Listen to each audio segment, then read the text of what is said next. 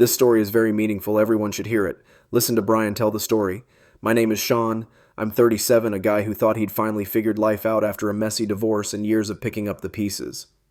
I live in a quiet suburb in Montana with my husband Zach, 36, and my son Tyler, 16. Zach's the kind of guy you'd notice: broad shoulders, a laugh that fills the room, and a heart bigger than most people deserve. Tyler's my kid from my ex-wife Lydia, who cheated on me for years before I walked away. That's old news now. I met Zach when I was 28, and he became my rock, my second chance. Tyler was just a little guy back then, 7 years old, all wide eyes and endless questions. We've built something good here, or at least I thought we had. But last weekend, everything I believed about my family shattered in a way I never saw coming. It started with a phone call from Zach. I was halfway through the grocery store juggling a cart full of stuff for the week: ground beef for tacos, Tyler's favorite cereal, a 6-pack of beer for Zach, when my phone buzzed in my pocket. I fished it out, expecting some dumb joke or a last-minute request for snacks. Instead, Zach's voice came through, shaky, like he was holding back a sob. "Sean, I'm in the car. I can't stay here. Tyler," he said things, awful things. My stomach dropped, a cold, heavy thud that made my hands tremble. I didn't even say goodbye, just abandoned the cart in the middle of the aisle, the wheels squeaking as I bolted for the exit. My boots pounded the pavement as I ran to my truck, fumbling with the keys, my mind a mess of half-formed fears. Tyler? What could he have said to break Zach like this? I sped home, tires screeching around corners, the 3 miles feeling like a lifetime. When I pulled into the driveway, there he was, Zach, slumped in his beat-up Honda, a faded green relic from his college days. A duffel bag sat on the passenger seat, stuffed full, zipper straining. His face was streaked with tears, his eyes red and raw, and he wouldn't even look at me at first, just stared at the steering wheel like it held some answer. "He said I'd touched him, Shan," he finally choked out, voice barely above a whisper. "That I'd try it now and he'd beat me up. His friends, they laughed, called me, you know." I felt the air leave my lungs, a sharp, hollow ache spreading through my chest. Tyler? My Tyler? The kid who'd spent hours building Minecraft worlds with Zach, giggling over pixelated castles, who'd called him Other Dad since he was 10 with that shy, proud grin. I couldn't process it. Anger boiled up, hot and fast, surging through my veins until my hands shook, but underneath it was this sick, sinking dread, a weight that pinned me to the spot.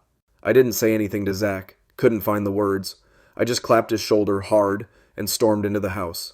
The living room was quiet, the TV off, Zach's half-finished coffee still warm on the table.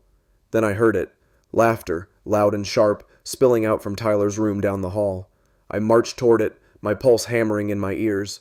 The door was half open, and there he was, Tyler, sprawled on his bed, surrounded by 3 of his buddies. Miles, the ringleader, leaned against the desk, all smirks and spiked hair, cracking open another energy drink. Next to him was Kyle, a scrawny kid with a nervous laugh, and sitting cross-legged on the floor was Ellie, a girl I'd only met once, her dark ponytail swinging as she scrolled her phone. The air stank of teenage sweat, cheap cologne, and the sour tang of spilled Monster. "Everybody out," I snapped, my voice cutting through their chatter like a blade. Miles raised an eyebrow, that cocky grin spreading wider, but he didn't argue, just sauntered past me, muttering something under his breath. Kyle and Ellie followed, Kyle shooting Tyler a quick, uneasy glance, Ellie barely looking up from her screen. The door clicked shut behind them, and it was just me and Tyler, the silence thick enough to choke on. He wouldn't meet my eyes, just sat there, arms crossed, glaring at a scuff mark on his sneaker. "What the hell did you say to Zach?" I demanded, stepping closer, my shadow falling over him. He shrugged, that infuriating teenage shrug that made me want to shake him. "We were just messing around, Dad. It's not a big deal." Not a big deal? My fists clenched at my sides, nails digging into my palms. "You told your friends he abused you," I said, each word heavy, deliberate. "You threatened him. How is that not a big deal?" His jaw tightened, a flicker of something. Guilt, maybe, crossing his face, but he stayed quiet. I took a breath, forced my voice lower. "Do you actually believe that? Did he ever—" I couldn't finish, my throat closing up, the question too awful to fully form. Tyler's eyes flicked up, quick and sharp, then dropped again. "No," he muttered. "But kids forget stuff, right? Who knows? That hit me like a slap, the casual way he said it, like it was nothing, like Zach's whole world hadn't just cracked open. I stared at him, my own kid, and for a second, I didn't recognize him. Pack your shit, I said, cold and final, turning away before I lost it completely. You're going to your mom's, tomorrow. He froze, the defiance draining out of him. What? Dad, no. Come on, I didn't mean it. His voice broke, high and desperate, and when I turned back he was on his feet, tears streaming down his face, snot glistening under his nose. I was just trying to sound cool. Please don't send me away. He grabbed my arm, his fingers digging in, and I felt my resolve waver. Those tears, they gutted me, ripped right through the anger to the soft, aching part of me that still saw him as my little boy. But then I pictured Zach, hunched in his car, crying over a lie Tyler let loose so easily, and I pulled my arm free. You don't get to say stuff like that and pretend it's nothing, I said, stepping back. You're going. He sank to the floor, sobbing, but I walked out, shutting the door on his pleas. My hands shook as I dialed Lydia, pacing the kitchen, the linoleum cold under my socks. He said what? She asked, her voice sharp with disbelief. I told her everything, the words tumbling out, raw and jagged. She sighed, long and heavy. He needs a wake-up call, Shan. I'll take him. Derek will keep him in line. I hung up, sank into a chair, and buried my face in my hands, the weight of it all pressing down until I could barely breathe. The next morning, Tyler dragged his duffel bag to the truck, his eyes puffy, his shoulders slumped. Zach was back by then, hovering in the doorway, watching us load up in silence. I'm sorry, Tyler mumbled to him, barely audible, but Zach just nodded, his face tight, and turned away. I drove the 3 hours to Lydia's in a daze, Tyler staring out the window the whole time, his headphones blasting something loud and angry. When we got there, Lydia met us at the door, her arms crossed, her brown hair pulled back in a messy bun. He's sharing with Jade, she said, nodding toward the basement stairs. It's tight, but he'll deal. Derek loomed behind her, all 6'3" of him, his buzz cut glinting under the porch light. No bullshit here, kid, he said to Tyler, his voice low and firm. You step out of line, we've got problems. Tyler just nodded, lugging his bag down the steps, and I caught a glimpse of Jade, 15, all sharp edges and attitude, leaning against the wall, smirking. Welcome to hell, big bro, she called, her voice dripping with sarcasm. I didn't stick around. Couldn't. I hugged Lydia quick, muttered a thanks, and drove home, the empty passenger seat beside me feeling like a ghost. Back in Montana, the house was too quiet. Zach tried to act normal, cooked dinner, flipped through channels, but his hands shook when he passed me the salt, and that night I found him in the garage, curled up on an old camping chair, sobbing into his knees. I thought he loved me, he whispered when I knelt beside him, my chest aching at the sight of him so small, so broken. He does, I said, pulling him close, his gym-hardened frame trembling against me. He's just lost right now, but I wasn't sure I believed it. The next day, Mrs. Carter, our nosy-ass neighbor with her perm and her yappy little dog, cornered me at the mailbox. Heard Tyler got shipped off, she said, her eyes gleaming with that gossip-hungry glint. Something about Zach, huh? Everything okay? I forced a smile, my jaw so tight it hurt. Just family stuff, Mrs. C. We're good. But we weren't. Whispers started creeping around town, people staring at Zach in the gym, a cashier asking me point blank if everything was all right at home. Zach stopped going out, his world shrinking to our four walls, and I hated it. Hated seeing him fade. A week later, I drove back to Lydia's, needing to see Tyler, needing answers. The house was a circus, Derek yelling at the younger kids to clean up, Jade blasting some pop song, Lydia chopping onions with a vengeance. Tyler was in the basement, crammed into a corner with a mattress and a curtain for a wall, Jade's stuff spilling over everywhere. She smirked when I walked in. He snores, FYI. Good luck sleeping. I waved her off. Out, Jade, now. She rolled her eyes but left, and I sat on the edge of Tyler's bed, the springs creaking. He looked wrecked, pale, hollow-eyed, like he hadn't slept. Why'd you say it? I asked, keeping my voice even, though my heart was pounding. He picked at a loose thread on his hoodie, his fingers restless. Miles started it. He's always ragging on me about you and Zach, calling me faggy, saying I'm soft because I've got 2 dads. I just went along. I didn't think Zach heard. His voice cracked, and he swiped at his eyes, furious at the tears. And after they left, I pressed, you kept it up. Why? He shrugged, helpless. I don't know. I didn't want to back down. Like, if I said it was a joke, they'd think I was scared. Scared. That word twisted in my gut. You know what that lie could do? I said, leaning in, my voice low and hard. You could have destroyed him, Tyler. Us. Everything. He nodded, tears spilling now, his breath hitching. I'm sorry, Dad. I miss you. I miss Zach. I hate it here. His voice broke into a sob, and I pulled him into my arms, his head against my chest, his tears soaking my shirt. I wanted to take him home right then, load his bag in the truck and pretend this never happened, but I couldn't. Not yet. You've got to make this right, I said, my own eyes stinging. Really right. Lydia came down then, her face softening when she saw us. He's miserable, Shan, she said quietly, but he needs this. We talked it out, month-to-month checks, therapy, no contact with Miles or his crew. Jade poked her head in, smirking again. Miles'll flip when he hears Tyler's ditching him. Dude's unhinged. Bet he slashes your tires. I glared at her, not helping. But her words stuck, a little seed of worry sprouting in my mind. Back home, Zach was barely holding it together. He'd sit in the garage for hours, lifting weights until his arms shook, like he could sweat out the hurt. One night, he broke, collapsing against me on the couch, his sobs ragged. I should have stayed close to him, Shan. I pulled away and look what happened. His voice was thick with guilt, his hands gripping my shirt like a lifeline. No, I said, my own throat tight. We just didn't see it. We'll fix it. Then Tyler called. Zach snatched the phone up so fast it nearly slipped from his hands. Bubba, he said, his old nickname for Tyler slipping out, soft and hopeful. I couldn't hear Tyler's side, just Zach's quiet gasps, then a whispered, I forgive you, kid, but we've got a ways to go. When he hung up, he looked at me, eyes wet but brighter. He wants to come home. I nodded, squeezing his hand. He will, soon, but trouble wasn't done with us. Coach Ramirez, Tyler's old basketball coach, showed up a few days later, his pickup rattling into our driveway. He was a big guy, all muscle and no nonsense, the one who'd taught Tyler his jump shot and bonded with Zach over pickup games. Heard the kid's in deep, he said, leaning against the porch rail. Let me talk to him.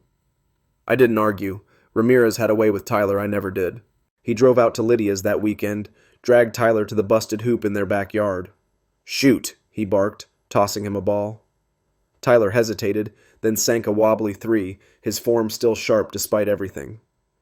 You're still good, Ramirez said, crossing his arms. So why are you acting like a jackass? Tyler spilled it. Miles, the taunts, the pressure to fit in. I didn't know how to stop, he admitted, kicking at the dirt. Ramirez didn't flinch.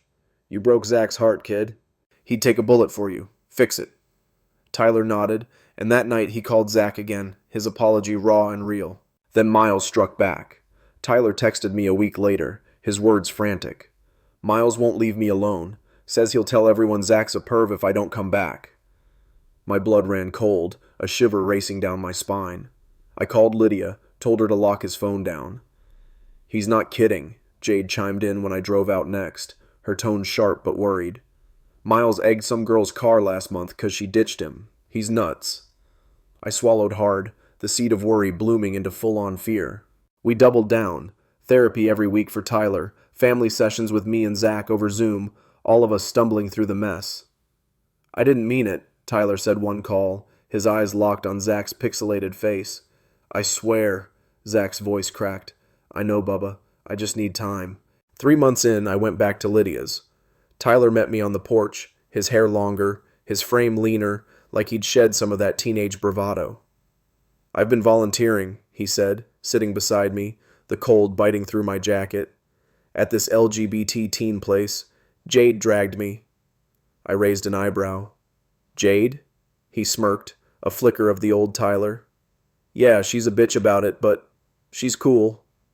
He handed me a letter, folded tight, his handwriting messy on the front. Zach. Will you give it to him? I took it, my throat closing up. You can give it yourself. Come home for Thanksgiving. His eyes widened, then softened. He'd want that? I pulled him into a hug, his head against my shoulder. He's been waiting, kid. Thanksgiving rolled around and Tyler walked in, the letter clutched in his hand. Zach was in the kitchen, fussing over a turkey, his apron smeared with gravy. Tyler stopped in the doorway, nervous, then stepped forward. "Bubba," Zach said, his voice breaking, and they crashed into each other, arms tight, both crying. I hung back, my chest tight with relief, tears blurring the scene. Tyler handed over the letter, and Zach read it, his lips trembling, then pulled Tyler close again. "We're okay," he whispered. Jade showed up too, Lydia's idea, and plopped down at the table with a grin. "You owe me pizza, loser," she said to Tyler, and he laughed, real, unguarded, the sound I'd missed for months. "We're not out of the woods. Miles is still out there, a ticking bomb I can't defuse. The rumors haven't died. Mrs. Carter's still whispering to anyone who'll listen, her voice carrying over the fence like a bad wind, and Zach tenses every time the doorbell rings, his shoulders hunching like he's bracing for a hit. But Tyler's home, and we're talking, piecing it back together one awkward, fragile step at a time. Last night I found him and Zach on the couch, Minecraft glowing on the TV screen, their voices low and easy, a quiet rhythm I hadn't heard in months. Tyler laughed at some dumb joke Zach made about creepers, and Zach's eyes crinkled at the corners, a flicker of the old hymn shining through. It's not perfect, nowhere close, but it's ours, and that's enough for now. Or at least I wanted to believe it was. The next morning I woke up to a text from Lydia. "Check Tyler's phone. Jade says Miles is stirring shit." My stomach twisted, that familiar dread creeping back in. I stumbled to the kitchen where Tyler was scarfing down cereal, his hair a mess, still in yesterday's hoodie. "Give me your phone," I said, holding out my hand. He froze, spoon halfway to his mouth, milk dripping onto the table. "Why?" he asked, but his voice wavered, guilty.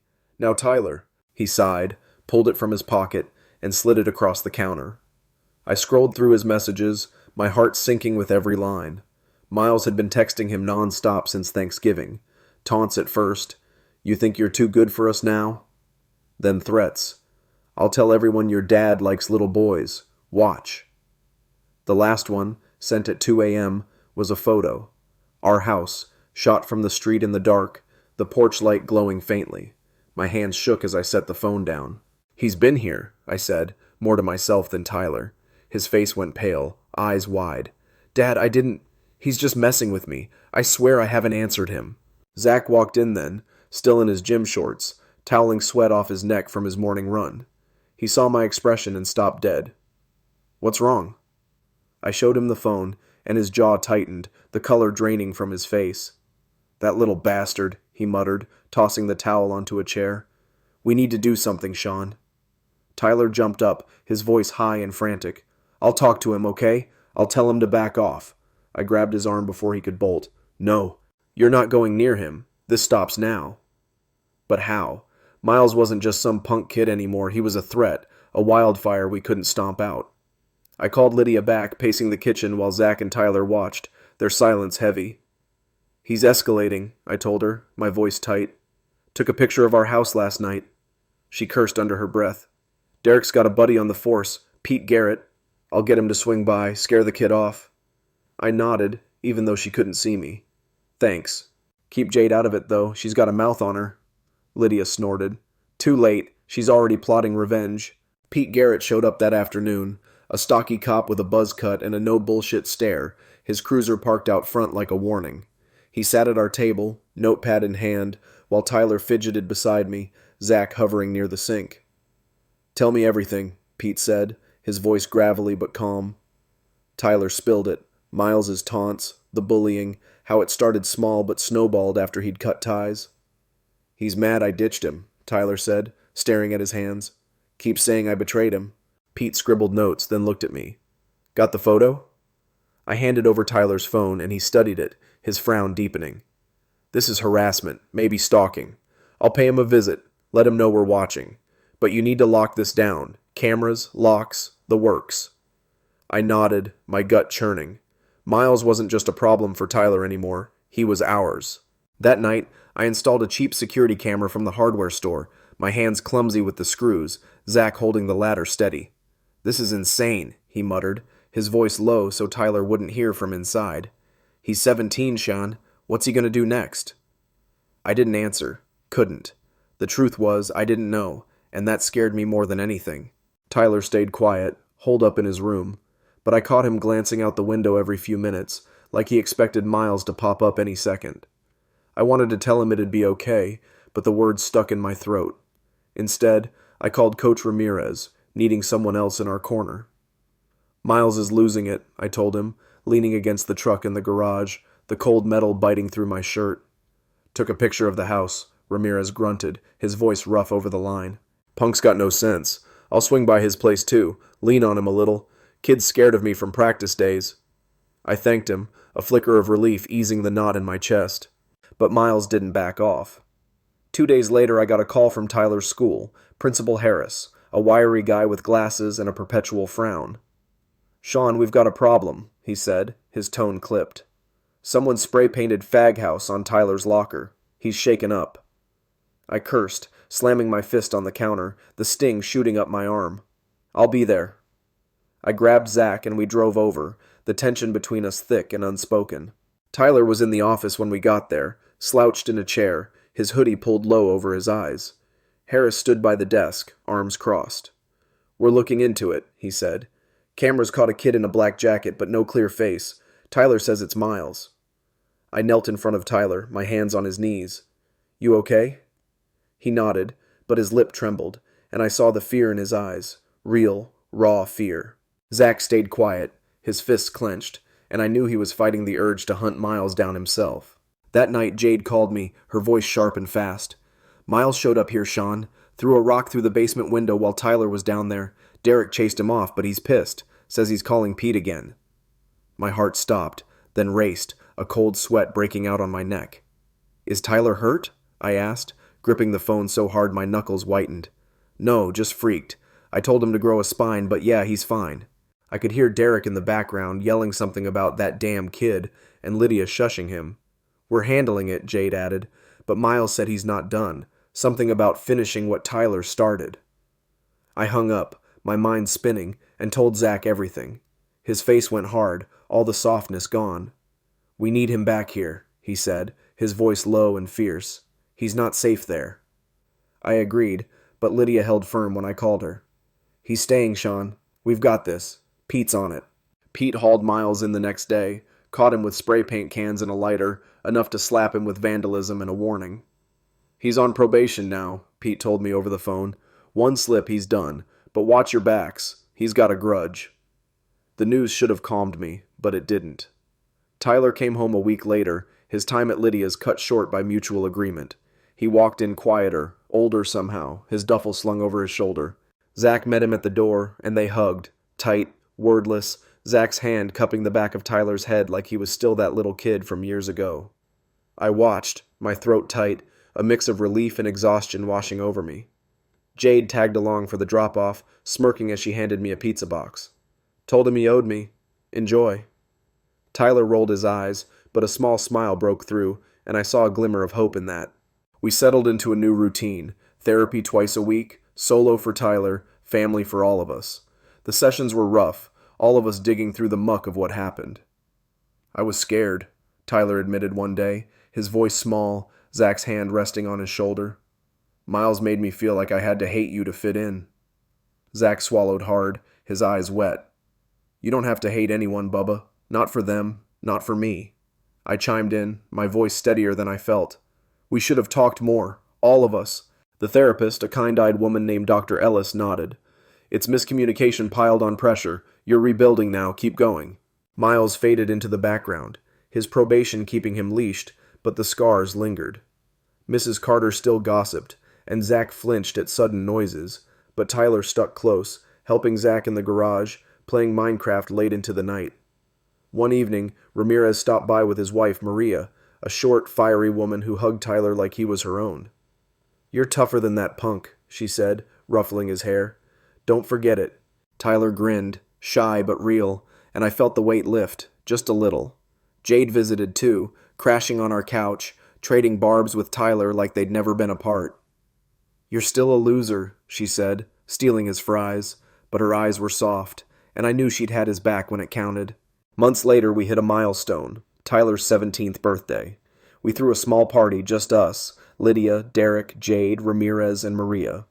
The backyard was strung with lights, the grill smoking, laughter filling the air.